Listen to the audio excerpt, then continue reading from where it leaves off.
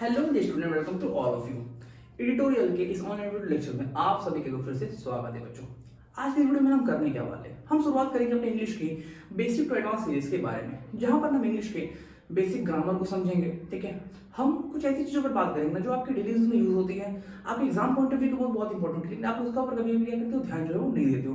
तो इन सभी बातों को हम देखते हुए ना हम इंग्लिश को फ्रॉम बेसिक टू एडवांस शुरू करने वाले हैं। हम प्रवेश न करते ना, शुरुआत करते हैं हम लोग बिल्कुल इंग्लिश के बारे में। देखो, जैसे मैं आपको यहाँ कहता हूँ ना कि हम पढ़ने वाले हैं आज हम पढ़ने वाले इंग्लिश। ठीक है, तो आपके दिमाग में एक बात जो वो स्ट्राइक होनी चाहिए, वो क्या कि अगर हम इंग्लिश पढ़ने वाले हैं, आखिर इंग्लिश हमें क्यों पढ़नी चाहिए, क्यों इसको पढ़ने की जो है इतनी आवश्यकता जो है वो पड़ती है। ठीक है, देखो आप सभी को पता होगा इंग्लिश जो है ग्लोबल लैंग्वेज बन चुकी है और आप सभी को इसको जानना क्या है बहुत आवश्यक है। क्यों? क्योंकि फॉर दी वर्किंग पर्पस। ठीक है, आपको आपके जो कार्य क्षेत्र जो बन चुकी है ना, जो कार्य की मूल भाषा वो क्या है, वो इंग्लिश ही बन चुकी है, इसलिए आपको इंग्लिश जानना क्या बहुत आवश्यक है। जैसे हम लोगों ने बात की ना कि इंग्लिश क्या एक प्रकार की भाषा है, English type of language. English क्या एक प्रकार की लैंग्वेज है। ठीक है, अच्छा लैंग्वेज मतलब तो जैसे देखो मैथ क्या आपके लिए वो एक लैंग्वेज नहीं, वो एक विषय है, वो एक सब्जेक्ट है। History is not a language, is a subject. Geography is a subject, but English क्या है वो एक लैंग्वेज है। हिंदी क्या है वो एक लैंग्वेज है। बंगाली क्या है वो एक लैंग्वेज है। ठीक है ना, इंग्लिश भी किस प्रकार से एक लैंग्वेज है। अब देखो जैसे हम बात करते हैं लैंग्वेज में ना, देखो अगर ऐसे बहुत सारे बच्चों को जो इस वीडियो को हिंदी में देखने होंगे, जो हिंदी बोलने वाले बच्चे होंगे, आप खुद सोच के देखो कि आपने बचपन से लेकर अब तक कभी भी हिंदी को कहीं सीखा है? नहीं। लेकिन फिर भी अगर मैं आपसे कहूँ ना कि मोहन स्कूल जाती है, तो आप मुझे तुरंत पकड़ लो कि अरे सर यहाँ पर जाती नहीं, यहाँ पर जाता होगा। ठीक है ना, क्यों? क्योंकि आपको इंग्लिश बोलते बोलते उसकी जो प्रोनाउंसिएशन है, उसकी जो गलती आप अपने लोगों ने पकड़ना सीख लिया। सेम होता है इंग्लिश के साथ। हम इंग्लिश में करते क्या है ना, पहली बात तो इंग्लिश को हम बोलते नहीं है। ठीक है, और बोलते भी तो हम खुद एक लिमिटेड एरिया में बोलते हैं, हम उनके साथ बोलने का प्रयास नहीं करते हैं जो इंग्लिश ऑलरेडी आती है। ठीक है, जबकि वो करनी चाहिए ना, बिल्कुल बेबाक तरीके से इंग्लिश को बोलो, उनके साथ बोलो जिनको इंग्लिश आती है, तो आपकी गलतियों को क्या करेंगे वो पकड़ेंगे। ठीक है, क्या इन समय हम लोग आगे बात करेंगे किस प्रकार से इंग्लिश को बेहतर करना है। पहले इस वीडियो को सॉल्व करते हैं। इंग्लिश जब एक प्रकार की लैंग्वेज है ना, एक प्रकार की भाषा है, तो भाषा को हम तब सीखते हैं जब उसको हम बोलते हैं। तो आपको क्या करने का बोलना पड़ेगा। और देखो जैसे मुंह से कुछ बोलते हैं ना, तो बोलने से हमारे मुंह से निकलती क्या है, हमारे मुंह से निकलती है एक सेंटेंस, एक क्या निकलती है, एक वाक्य निकलती है। ठीक है, अगर मैं आपसे कहता हूं कि Rohan is going to school, Rohan school जाता है, तो एक पूरी की पूरी क्या है, एक वाक्य, एक सेंटेंस है। लेकिन आप गौर करो ना, तो एक पूरा का पूरा सेंटेंस बनने के पीछे भी एक बहुत बड़ा कारण है। क्यों?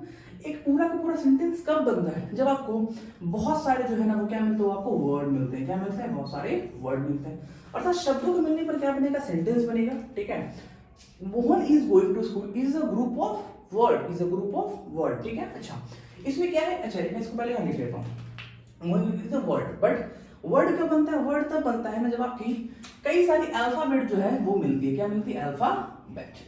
जैसे कि मोहन में एम, ओ, एच, ए और एन, ये 5 अलग अलग अल्फाबेट, जिसमें आपको पता है कि 21 जो है वो कंसोनेंट होते हैं और 5 जो है वो क्या होते हैं, वो वॉवेल्स होते हैं। ठीक है, तो 5 वॉवेल और एक कॉन्सोनेंट के मिलकर क्या बनता है, वो एक अल्फाबेट बनता है। इसमें जैसे देखो ओ क्या है, वो एक वॉवेल है, ए क्या है, वो एक वॉवेल है, एम, एच और एन क्या है, एक प्रकार का कॉन्सोनेंट है। ठीक है, तो एक बात हमें क्लियर हो गई ना कि अल्फाबेट के मिलने पर तो वर्ड बनता है और वर्ड के मिलने पर जो क्या वो सेंटेंस बनता है। हमें शुरुआत जो है वो यहीं से करनी है, सेंटेंस से हमारी शुरुआत जो है वो करनी है। ठीक है, अभी मैंने आपसे कहा कि Mohan is going to school is sentence, Mohan is going to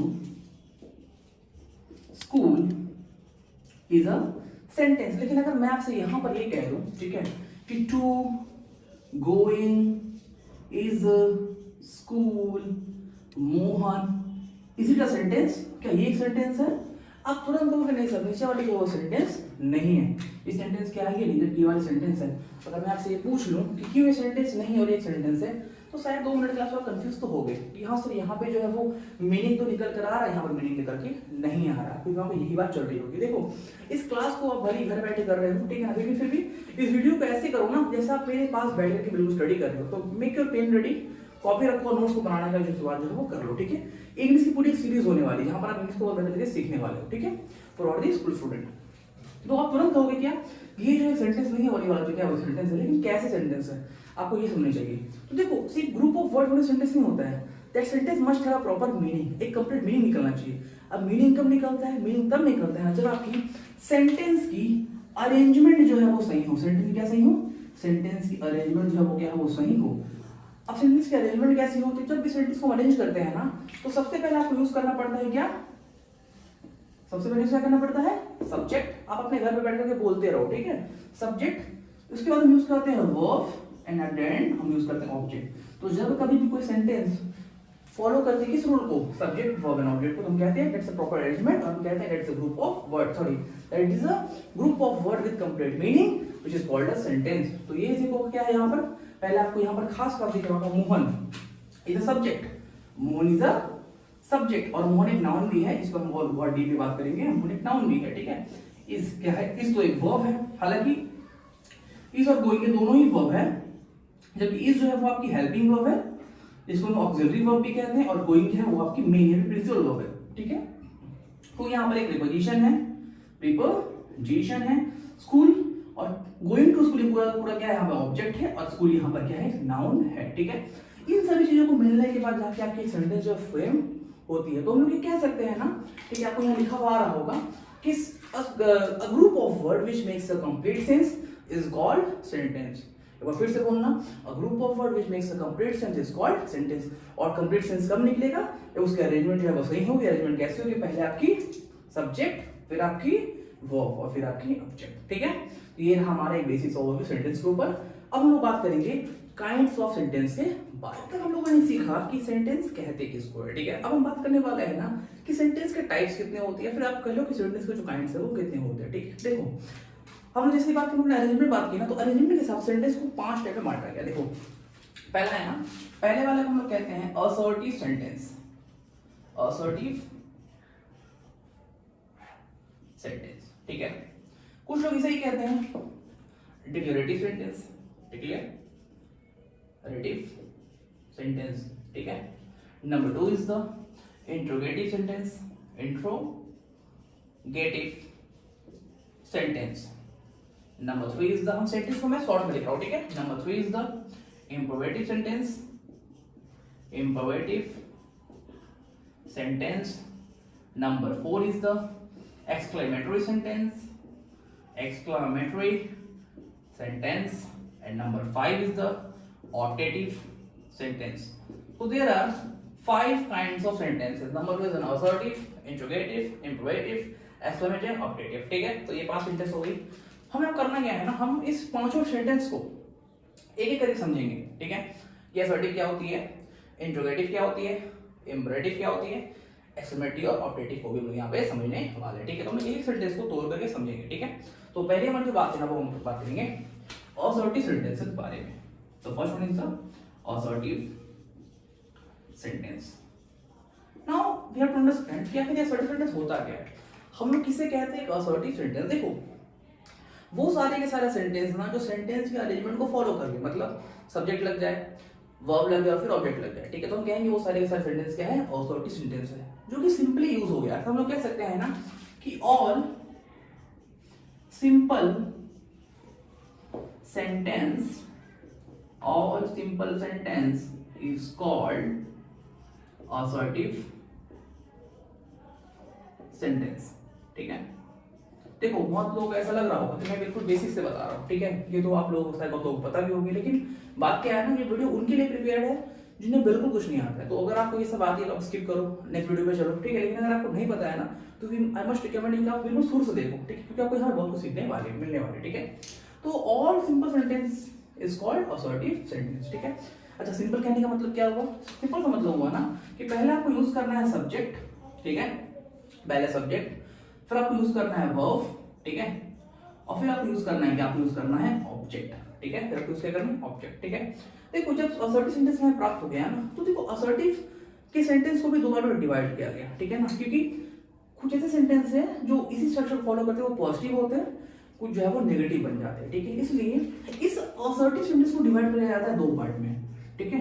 कितने पार्टों में, 2 पार्ट में। एक को हम लोग कहते हैं affirmative sentence, affirmative sentence, affirmative sentence, and number 2 is known as negative sentence, को हम लोग कहते हैं नकारात्मक वाक्य, नेगेटिव सेंटेंस, ठीक है। तो नाम से क्लियर है ना कि ये नेगेटिव है और ये पॉजिटिव सेंटेंस है, ठीक है। इट्स कॉल्ड अफर्मेटिव, ठीक है। बहुत लोगों को लगता है कि अफर्मेटिव असर्टिव ये नहीं, ये अलग है। Affirmative is a part of assertive, both are not same, ठीक है। तो अफर्मेटिव जो होगा वो आपकी पॉजिटिव सेंटेंस होगी। मतलब सिंपल मीनिंग क्या हुआ ना कि यहाँ पर जो फॉलो होगा वो होगा सब्जेक्ट, ठीक है। सब्जेक्ट के बाद आपकी वर्ब, देखो वर्ब में ना, हालांकि वर्ब की 3 कैटेगरीज है, हम लोग 2 पे बात कर रहे हैं, ठीक है। तो वर्ब में सबसे पहले आप यूज करना होता है हेल्पिंग वर्ब, ठीक है, हेल्पिंग वर्ब, ठीक है। फिर आप यूज करते हो मेन वर्ब और फिर आप यूज करते हो ऑब्जेक्ट। जैसे अगर मैं कहूं कि I am writing a letter, ठीक है। सेंटेंस कैसा है, देखो ये पॉजिटिव है, ये अफर्मेटिव सेंटेंस है, यहाँ पर नॉट का उपयोग जो है वो नहीं किया गया, ठीक है। लेकिन जैसे हम बात करते हैं नेगेटिव में ना, तो यहाँ पर एक चीज और आती है, उसको लोग कहते हैं नॉट। केस हो जाएगा किसका, नॉट का। तो यहाँ पर हम नॉट का उपयोग जो है वो हम कर लेते हैं। कैसे उपयोग करेंगे, तो हमें सबसे पहले यूज करनी होगी subject, after that we will use the helping verb, we will use the helping verb. इसके बाद यूज करेंगे हम लोग नॉट, क्योंकि हमेशा नॉट का उपयोग जो है वो हेल्पिंग वर्ब के बाद होगा। हम लोग नॉट हमेशा हेल्पिंग वर्ब के बाद ही यूज करेंगे हमेशा, ठीक है। इसके बाद आपकी यूज होगी मेन वर्ब या प्रेजेंट वर्ब कह लो तो मेन वर्ब, ठीक है। इसके बाद हम लोग उपयोग करते हैं किसका, ऑब्जेक्ट का, ठीक है।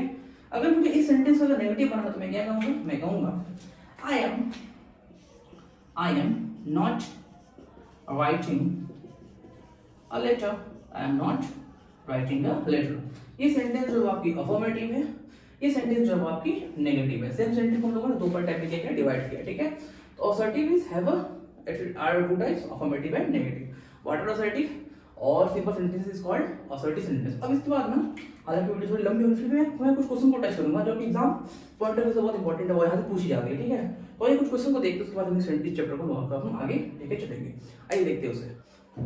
तो अब तक हम लोगों ने इसी का सेंटेंस कहते हैं किसको है, ठीक है। हम लोगों ने समझा काइंड ऑफ सेंटेंस को, हम लोग समझा, हम लोगों ने असर्टिव को भी समझ लिया, ठीक है। देखो असर्टिव से क्वेश्चन अब एग्जाम में कई बार आता है, तो मैं चाहता हूँ मैं डिस्कस कर दूं यहाँ पर। जैसे कई बार क्या होता है, आपको सेंटेंस देगा वो, जैसे कि मान लो मैं देता हूँ Seema is not tall, Seema is not tall. और वो क्या देगा ना, change into affirmative, change into affirmative. Sentence को चेंज करने के लिए कहेगा।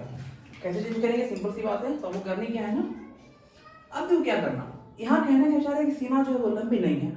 अगर वो लंबी नहीं है मतलब वो छोटी है ना, आपको अफर्मेटिव बनाना, नॉट को हटाना, तो आप क्या करोगे, सिंपली चेंज कर दोगे, सीमा इज, अब नॉट हटाना है, नॉट को हटाओ।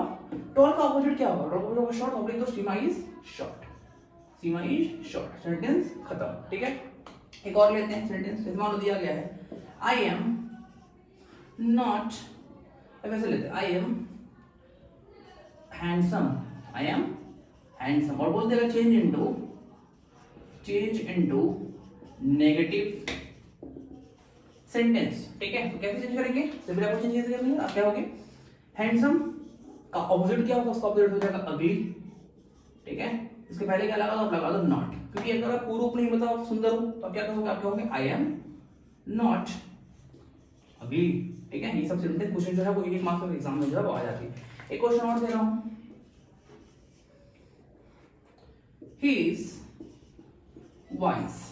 is wise, और बोलते हैं आपको change into negative without changing the meaning. मान लो वैसे आपको लिख दिया, तो आप क्या कहोगे, आप सिंपली कहोगे he is not wise का उल्टा फूल, तो he is not fool। Solve आपकी हो गई, कंप्लीट होगी। तो ये छोटा सा क्वेश्चन था जो एग्जाम में के बाद आते से मैंने आपको बता दिया, ठीक है। आज के वीडियो में इतना ही। हम मिलेंगे अपने अगले वीडियो में कुछ और लेक्चर के साथ। हम लोग अपने लेक्चर में ना इंट्रोड्यूस शुरू करेंगे, और मैं हिस्ट्री ज्योग्राफी वगैरह क्लासेस जो मैं टच करने वाला हूँ, तो आप लोग उसको भी देख सकते हो। तो हम मिलेंगे अपने अगले वीडियो में, तब तक good bye, take care, God bless to all of you. Video चला तो वीडियो को लाइक जरूर कर लेना, चैनल को सब्सक्राइब कर लेना और दोस्तों के साथ भी शेयर कर देना। Take care.